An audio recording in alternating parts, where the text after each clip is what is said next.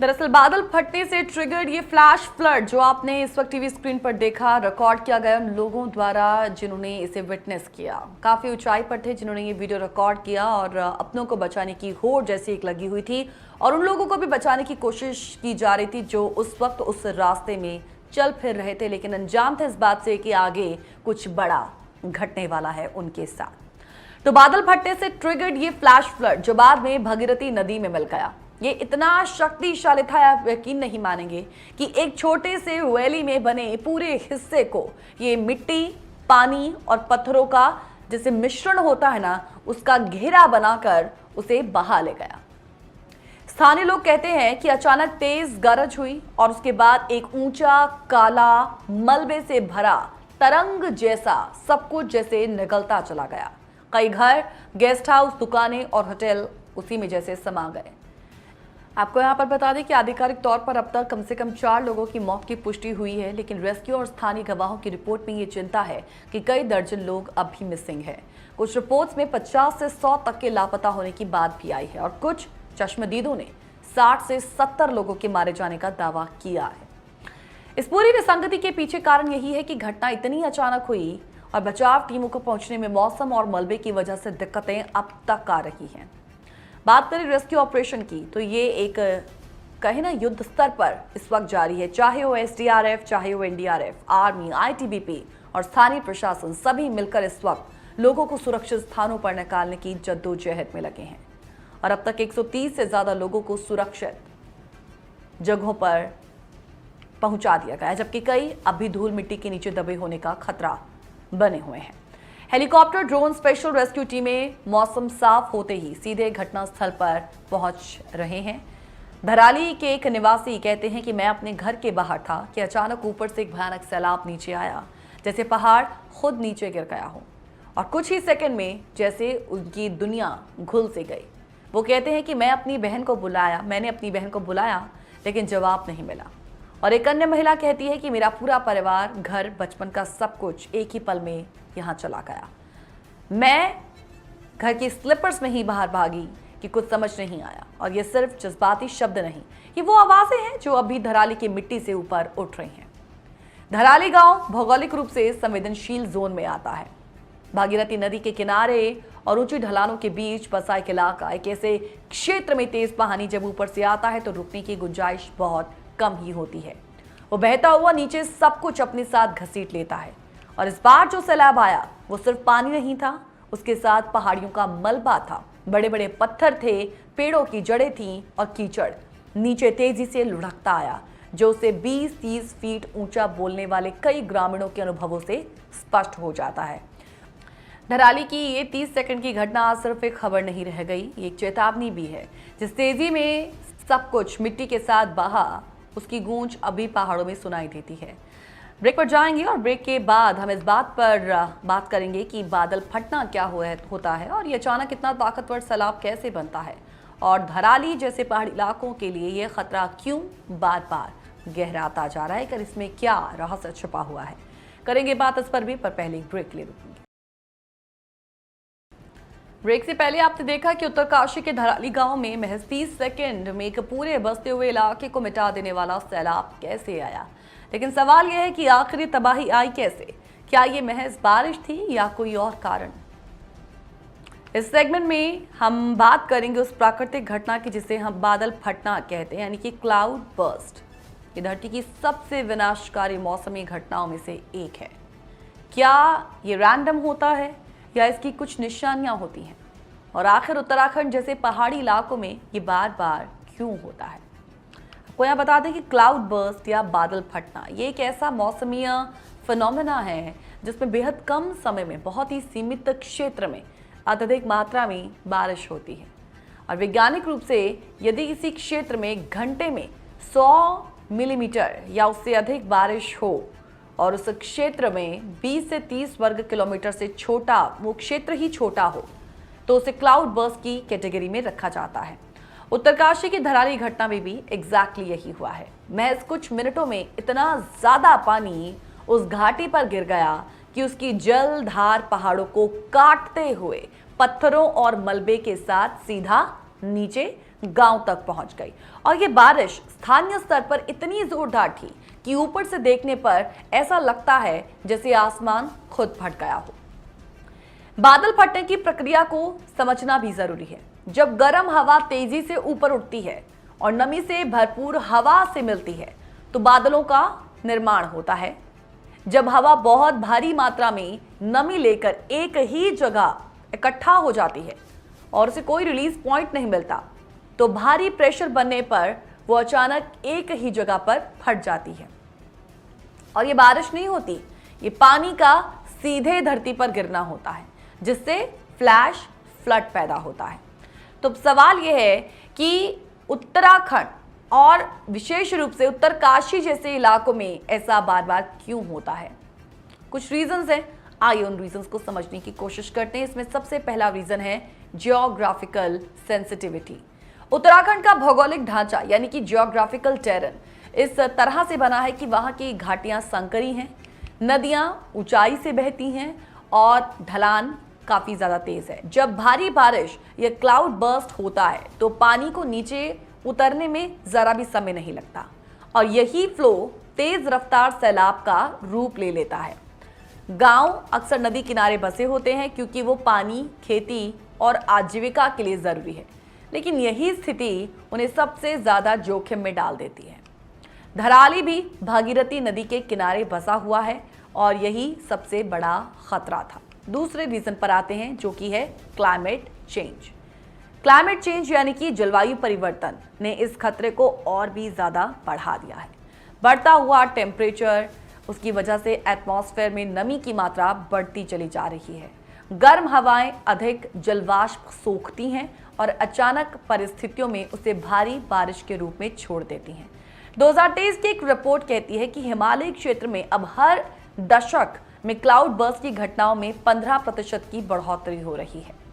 और यानी ये सिर्फ प्रकृति नहीं बल्कि हमारी बदलती जलवायु भी इस तबाही के पीछे एक बड़ा कारण बन गई है। तीसरे रीजन पर आते हैं जो कि है ह्यूमन इंटरफेरेंस, कंस्ट्रक्शन, डिफॉरेस्टेशन। जहां एक और जलवायु परिवर्तन इस खतरे को बढ़ा रहा है तो वहीं दूसरी ओर इंसानी गतिविधियां जैसे कि अवैज्ञानिक सड़क निर्माण, खनन, होटल रिजॉर्ट्स का अनियंत्रित निर्माण, जंगलों की कटाई इस खतरे को और भयानक बना देती है। धराली गांव के ऊपर के हिस्से की बात करें तो हाल ही में सड़कें और पुल निर्माण के काम चल रहे थे। वहां की मिट्टी पहले ही कमजोर थी। जब भारी बारिश हुई तो वो जमीन फिसलन में बदल गई और पानी के साथ नीचे बह गई। मलबे का बहाव इसलिए और ज्यादा तेज था। ये विकास है या विनाश की नींव? ये सवाल अब हर पहाड़ी गांव के सामने है। अब आपको यहाँ पर एक डेटा भी आपके समक्ष रखेंगे जो कि एक स्टैटिस्टिक है, आइए उसे भी जानते हैं। सबसे पहले बात यहाँ पर आती है 2013 की। केदारनाथ में क्लाउड बर्स्ट हुआ, 5000 प्लस यहाँ पर मौतें हुई थी। फिर 2021 की बात करें, किन्नौर हिमाचल हादसा, यहाँ पर 9 लोगों की मौत हो गई। ठीक ऐसी ही घटना 2023 की बात करते हैं, हिमाचल के रामपुर जहाँ पर एक क्लाउड बर्स्ट हुआ। इस क्लाउड बर्स्ट की घटना में 12 मौतें हो गई। और 2025 यानी कि उत्तराखंड का उत्तरकाशी का धराली, मौतों की पुष्टि यहाँ पर इस वक्त जारी है, लेकिन आधिकारिक तौर पर 4 लोगों की पुष्टि और 50 से 100 लोगों के मिसिंग होने की जानकारी। हर बार पहाड़ चुपचाप सह जाते हैं लेकिन नुकसान बढ़ता चला जाता है। आपदा प्रबंधन विशेषज्ञ आज कहते हैं कि हिमालय क्षेत्र में क्लाउड बर्स्ट अब अनियमित नहीं है बल्कि अपेक्षित घटनाएं ये बन चुकी हैं। यदि अलार्म सिस्टम और माइक्रो वेदर रडार इन जगहों पर इंस्टॉल किए जाएं तो कई जानें बचाई जा सकती हैं। बादल फटना कोई नई बात नहीं, बट इसे हम हर बार एक नया हादसे बनते देख रहे हैं और इस सवाल का जवाब अब सिर्फ मौसम विज्ञानी या सरकार नहीं देंगे, ये अब एक सामूहिक जिम्मेदारी बन गई है। अब वक्त है कि हम क्लाउड बर्स्ट को प्राकृतिक आपदा नहीं बल्कि प्राकृतिक चेतावनी समझे। ब्रेक लिए रुकेंगे और ब्रेक के बाद बात करेंगे धराली के हालात की। अब तक कितना रेस्क्यू हो चुका है, राहत कहां तक पहुंची है और क्या इस गांव का भविष्य अब दोबारा बस पाएगा या नहीं। इसे जानने के लिए जुड़े रहें जॉब्स हिंदी के इस प्रोग्राम वर्ल्ड इन फोकस के साथ। वो धराली जो कभी उत्तरकाशी का शांत और खूबसूरत गांव हुआ करता था, आज कीचड़, मलबे और टूटी उम्मीदों के बीच सांसें ले रहा है। जिन गलियों में बच्चे खेला करते थे, वहां अब सिर्फ मशीनों की आवाज है। और अब हम इस आखिरी सेगमेंट में बात करेंगे धराली के अब तक की, वहां के हालात क्या हैं, कितनी राहत पहुंची है और लोग कैसे जी रहे हैं, और क्या वो इस गांव में दोबारा जिंदगी बसा भी पाएंगे या नहीं। उत्तरकाशी जिले के धराली गांव में बादल फटने के बाद जो बर्बादी आई, उसके बाद से लगातार राहत बचाव कार्य इस वक्त जारी है। 1 अगस्त की दोपहर तक एसडीआरएफ, एनडीआरएफ, सेना, आईटीबीपी की जो एक कहें ना एक संयुक्त टीमें, हालांकि अगर हम बात करें कि ये जो इलाका है, ये जो रीजन है, वो बहुत ज़्यादा सेंसिटिव है और यहाँ पर हमेशा से ही ऐसे सिक्योरिटी इस तरीके की डिप्लॉयमेंट नहीं होती है, लेकिन नहीं पता होता कि कब जो घटना है किस वक्त ये गुजर जाए। तो हाल ही में क्योंकि ये जो घटना घटी है उसमें क्योंकि 1:45 पर दोपहर ये घटना घटी है और इस घटना के घटने के बाद ही एसडीआरएफ, एनडीआरएफ, सेना और आईटीबीपी की जो एक जॉइंट टीमें हैं वो 130 से अधिक लोगों को सुरक्षित स्थानों पर इवैक्यूएट करती नजर आई हैं। अभी भी इस वक्त मलबे में दबे करीब 40 लोगों की तलाश जारी है। जैसे जैसे लोगों की जिन्होंने आई विटनेस हैं इस पूरी घटना के, जिन्होंने तस्दीक किया है इस पूरी घटना को, वो लोग जिस तरीके से बता रहे हैं टीम को, मौके पर जेसीबी मशीनें, satellite phone, thermal imaging device और ड्रोन की भी मदद इस वक्त ली जा रही है ताकि रेस्क्यू ऑपरेशन जो है वो तेज किया जा सके। लेकिन इन सभी कोशिशों के बावजूद धराली गांव की हालत इस वक्त चिंताजनक, क्योंकि मौसम खराब है। यहाँ पर प्रेजेंट ग्राउंड कंडीशन की बात करते हैं। इस वक्त बिजली पूरी तरीके से ठप है, मोबाइल नेटवर्क काम नहीं कर रहा, पीने के पानी की आपूर्ति इस वक्त बंद है और नदी का पानी कीचड़ से भरा है। राहत शिविरों में महिलाएं, बुजुर्ग ठंड, भूख और चिंता से इस वक्त बेहाल हैं और स्थानीय लोग कहते हैं कि अब तो ये भी डर सताने लगा है कि अगर जल्द राहत नहीं मिली तो बीमारियां फैल सकती हैं। खासतौर पर बच्चों और बुजुर्गों में इन्फेक्शन की आशंका जताई जा रही है। रिलीफ रिहैबिलिटेशन स्टेटस की बात करें तो राहत बचाव कार्यों के लिए एसडीआरएफ, एनडीआरएफ, जिला प्रशासन और अन्य संबंधित टीमें युद्ध स्तर पर इस वक्त जुटी हुई हैं और सेंट्रल गवर्नमेंट की ओर से भी एनडीआरएफ की अतिरिक्त यूनिट और हेलीकॉप्टर भेजे गए हैं और वहीं जिला प्रशासन ने भी 3 अस्थायी राहत शिविर तैयार कर दिए हैं, जिनमें खाना है, दवाइयां हैं, पानी है, बिस्तर की व्यवस्था है। पुलिस, फायर, एसडीआरएफ और आर्मी सहित अन्य आपदा प्रबंधन टीमें मौके पर राहत बचाव कार्य में लगातार जुटी हुई हैं और इस बीच अधिकारियों ने भी स्थानीय लोगों से नदी के किनारों से दूरी बनाए रखने और बच्चों और पशुओं की सुरक्षा सुनिश्चित करने का आग्रह किया है। तो यह है पूरी ऑन ग्राउंड सिचुएशन। पर सवाल यह है कि क्या केवल ये जो जो इस वक्त किया जा रहा है वो नाकाफी है? धराली जैसे इलाकों के लिए सिर्फ राहत ही नहीं, एक ठोस पुनर्वास योजना की इस वक्त जरूरत बताई जा रही है। धराली गांव क्योंकि भागीरथी नदी के किनारे है और जिस स्थान पर यह सैलाब आया वो लैंडस्लाइडिंग के लिहाज से बेहद सेंसिटिव जोन था। विशेषज्ञ कह रहे हैं कि अगर यहां दोबारा बस्ती बसाई जाती है तो फिर से खतरा रहेगा। राज्य सरकार ने गांव को सुरक्षित स्थान पर शिफ्ट करने की संभावना पर विचार करना शुरू कर दिया है। उत्तराखंड डिजास्टर मैनेजमेंट अथॉरिटी ने गांव के भूवैज्ञानिक सर्वे की मांग की है ताकि ये तय किया जा सके कि क्या यहां भविष्य में इंसानी बस्ती बनाना सही होगा। वो कहते हैं कि धराली जैसे गांव को जल्द से जल्द रीलोकेटेड विलेज की कैटेगरी में डालकर एक संगठित पुनर्वास नीति बनानी होगी, वरना ये सिलसिला ऐसे ही चलता रहेगा और जाने जाती रहेंगी।